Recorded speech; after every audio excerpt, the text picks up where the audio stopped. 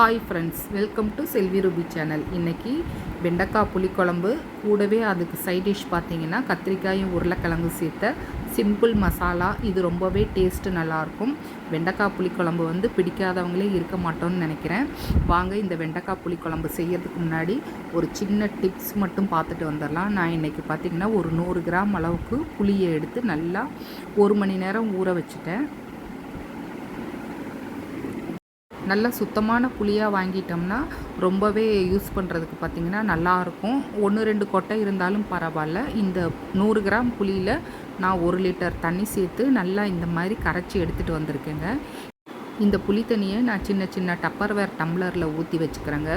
உங்கள்கிட்ட எந்த மாதிரி ஜார்ஸ் இருக்கோ, கண்ணாடி பாட்டில் இல்லை கண்ணாடி டம்ளர் எந்த மாதிரி வச்சுருக்கீங்களோ அதில் நீங்கள் ஊற்றி ஃப்ரிட்ஜில் ஸ்டோர் பண்ணிக்கிட்டிங்கன்னா நமக்கு தேவைக்கு ஏற்ற மாதிரி இந்த புளி தண்ணியை யூஸ் பண்ணிக்கலாம். ரசத்துக்கு, சாம்பார், அப்புறம் புளிக்குழம்பு எதுக்கு தேவையோ யூஸ் பண்ணிக்கலாம். ஒர்க்கிங் உமனுக்கெல்லாம் ரொம்பவே யூஸ்ஃபுல்லாக இருக்கும். காலையில் எழுந்திரிச்சு டக்குன்னு புளிக்குழம்பு, காரக்குழம்பு, இந்த மாதிரி மீன் குழம்பெல்லாம் ப்ரிப்பேர் பண்ணும்போது புளியை எடுத்து கரைச்சி செய்கிறதுக்குள்ளே போதும் ஆயிரும். இந்த டிப்ஸை ஒன்ஸ் ட்ரை பண்ணி பாருங்கள். ரொம்பவே யூஸ்ஃபுல்லாக இருக்கும். புளியும் நம்ம தண்ணியாக கரைக்கிறதால நல்லாவே இருக்குங்க. மீதமே பார்த்திங்கன்னா இவ்வளோ புளி தண்ணி என்கிட்ட இருக்குது. இதை யூஸ் பண்ணி தான் நான் இந்த காரக்குழம்பு வைக்க போகிறேன். காரக்குழம்பு, புளிக்குழம்பு, வெண்டைக்காய் சேர்த்து நல்ல ஒரு ஜம்முன்னு ஒரு காரக்குழம்பு. வெண்டைக்காயை நான் குட்டி குட்டி பீசஸாக கட் பண்ணிக்கிட்டேன். ஆஸ் யூஷுவல் எப்பயும் போல் வடச்சட்டியில் எண்ணெய் விட்டுட்டு ஆயில் ஹீட் ஆனதும் வெண்டைக்காயை நல்லா வதக்கிக்கலாம். வெண்டைக்காய் இந்த பக்கம் வதங்கட்டும். இந்த பக்கம் பார்த்திங்கன்னா கத்திரிக்காய், உருளைக்கிழங்கு வறுவல் எப்படி பண்ணுறதுன்னு பார்க்கலாம். வடச்சட்டி வச்சுருக்கேன். ஆயில் சேர்த்துட்டு ஹீட் ஆனது கடுகு சேர்த்துக்கலாம். இப்போ பார்த்திங்கன்னா 2 வரமிளகா, கொஞ்சம் கருவேப்பிலை, வீட்டில் அரைச்ச குழம்பு தூள், நல்லா இது கலர்ஃபுல்லாக இருக்குங்க. இது 2 ஸ்பூன் சேர்த்துக்கிறேன். கொஞ்சம் மஞ்சப்பொடி, அவ்வளோதான். ஆயிலில் மசாலா கரிஞ்சிடாமல் ஃப்ரை ஆகட்டும். இப்போ ஆல்ரெடி கட் பண்ணி வச்சுருக்க கத்திரிக்காய், உருளைக்கிழங்க உள்ளே சேர்த்துக்கலாம். நல்லா நான் இதை குண்டு குண்டு பீசஸாக நான் கட் பண்ணியிருக்கேங்க. அப்போ தான் சாப்பிட நல்லாயிருக்கும். உள்ளே சேர்த்துட்டு நல்லா மிக்ஸ் பண்ணி கொடுத்துடலாம். காயோட இந்த மசாலா நல்லா சேர்ந்து ஒன்று போல் வர வரைக்கும் நல்லா மிக்ஸ் பண்ணி கொடுத்துடலாம். இப்போ தேவையான அளவு உப்பு சேர்த்துக்கலாம். இந்த மசாலா பார்த்திங்கன்னா சாம்பார் சாதத்துக்கு, தயிர் சாதம், அப்புறம் பார்த்திங்கன்னா எல்லாத்துக்குமே நல்லாயிருக்கும். சப்பாத்தி கூட சாப்பிடவும் நல்லாயிருக்கும். பக்கத்து அடுப்பில் வெண்டைக்காய் ஃப்ரை ஆகிக்கிட்டே இருக்குங்க. நல்லா அடுப்பை ஸ்லோவாக தான் வச்சுருக்கேன். ஃப்ரை ஆகட்டும். இந்த பக்கம் உருளைக்கிழங்கும் கத்திரிக்காயும் வறுவல் நல்லா ஃப்ரை ஆகட்டும். கொஞ்சமாக தண்ணி சேர்த்தா போதும். அதிகமாக தண்ணி சேர்த்தோம்னா ஒரு மாதிரி கொலன்னு வந்துடும். கொஞ்சமாக தண்ணி சேர்த்து க்ளோஸ் பண்ணி வச்சுருவோம். இந்த வறுவல் பார்த்திங்கன்னா நல்லா அரிசி பருப்பு சாதத்தோடு சாப்பிடும்போது ரொம்பவே நல்லாயிருக்கும். வெண்டைக்காய் ஆல்மோஸ்ட் ஃப்ரை ஆயிடுச்சு. ஆஃப் பண்ணி தனியாக எடுத்து வச்சுட்டேன். அதே கடாயில் சீரகம், கடுகு, வெந்தயம் 3ஐயும் ஃப்ரை பண்ணிக்கிட்டேன். இதை புளிக்குழம்போட ஃபைனலாக சேர்க்கும்போது அதோட வாசமே ரொம்ப நல்லாயிருக்கும். அதே கடாயில் 4 ஸ்பூன் ஆயில் சேர்த்துட்டு கடுகு, வெந்தயம், சீரகம் சேர்த்துட்டு கட் பண்ணி வச்சுருக்க பெரிய வெங்காயம், சின்ன வெங்காயம் இருந்தாலும் இன்னுமே நல்லாயிருக்கும், 2 பச்சை மிளகா, கருவேப்பிலை, கட் பண்ணி வச்சுருக்க தக்காளி எல்லாத்தையுமே அடுத்தடுத்து சேர்த்துட்டு கொஞ்சமாக உப்பு சேர்த்துக்கலாம். நம்ம குழம்புக்கு தேவையான உப்பும் சேர்த்துக்கிட்டோம்னா நல்லா இந்த வெங்காயம், தக்காளியும் ஸ்மூத்தாக நல்லா வதங்கி வந்துடும்.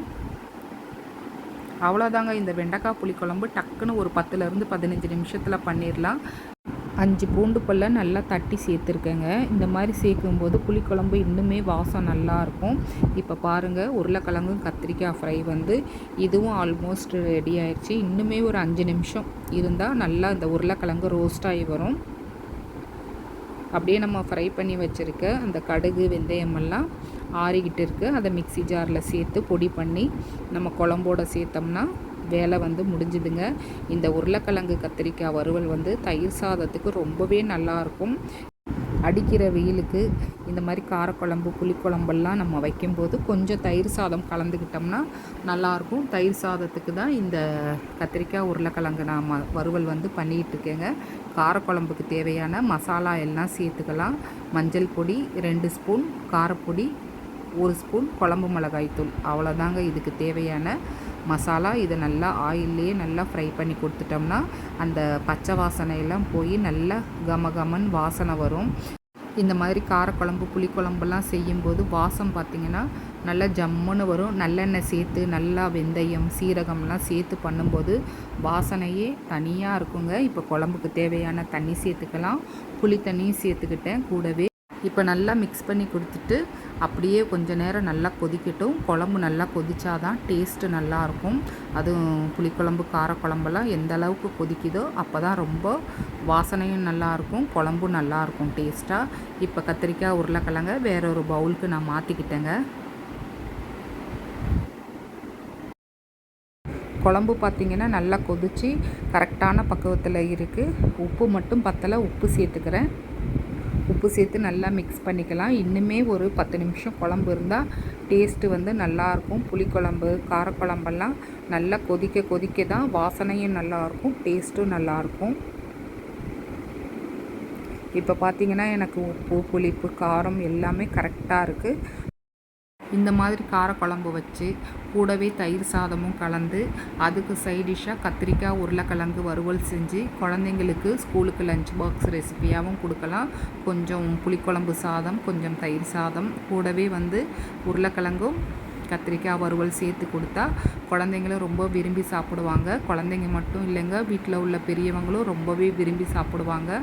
ஆல்ரெடி ஃப்ரை பண்ணி வச்சுருந்த கடுகு வெந்தயம் சீரகத்தையும் மிக்சியில் பொடி பண்ணிவிட்டேன். இப்போ ஃப்ரை பண்ணி வச்சுருந்த வெண்டைக்காயை உள்ளே சேர்த்து நல்லா மிக்ஸ் பண்ணிடலாம். இன்னுமே ஒரு 5 நிமிஷம் இது கொதிச்சா வெண்டைக்காயில் நல்லா உப்பு புளிப்பெல்லாம் சேர்ந்து ரொம்ப சாப்பிட நல்லாயிருக்கும். நீங்கள் இந்த குழம்ப ஒன்ஸ் வந்து ட்ரை பண்ணி பாருங்கள், ரொம்பவே டேஸ்ட்டு நல்லாயிருக்கும். இப்போ ஃபைனலாக நம்ம அரைச்சி வச்சுருக்க சீக்ரெட் இன்க்ரீடியன்ட்ஸ் கடுகு வெந்தய சீரகப்பொடியை நமக்கு எந்த அளவுக்கு தேவையோ அந்த அளவுக்கு சேர்த்துக்கிட்டோம்னா இன்னுமே டேஸ்ட்டு நல்லாயிருக்கும். கலர் பார்த்திங்கன்னா கொஞ்சம் சேஞ்ச் ஆகும். கடுகு பொடி பண்ணி சேர்க்குறதால கொஞ்சம் கலர் சேஞ்ச் ஆகும், அவ்வளோதாங்க. டேஸ்ட் வைஸ் பார்த்திங்கன்னா ரொம்பவே அட்டகாசமாக இருக்கும். ஃபைனலாக கொத்தமல்லி சேர்த்துக்கிட்டேன். இந்த குழம்ப ஒன்ஸ் கண்டிப்பாக ட்ரை பண்ணி பாருங்கள். அப்படியே நல்ல சூடான சாதத்தில் நெய் விட்டு இந்த வெண்டைக்காய் புளிக்குழம்பு அப்புறம் கலந்து வச்ச தயிர் சாதம் கூடவே கத்திரிக்காய் உருளைக்கிழங்கு வறுவலோட அப்பளமும் சேர்த்து சாப்பிட்டு பாருங்கள். தட்டு சோறாக இருந்தாலும் டக்குன்னு காலி ஆயிரும். நம்ம சேனலில் ஹெல்த்தியான ரெசிபீஸ் ஈஸி குக்கிங் மெத்தடில் கொடுத்துருக்கேன். ஒன்ஸ் விசிட் பண்ணி பாருங்கள். வீடியோ பிடிச்சிருந்தா சப்ஸ்கிரைப் பண்ணுங்கள். தேங்க்ஸ் ஃபார் வாட்சிங்.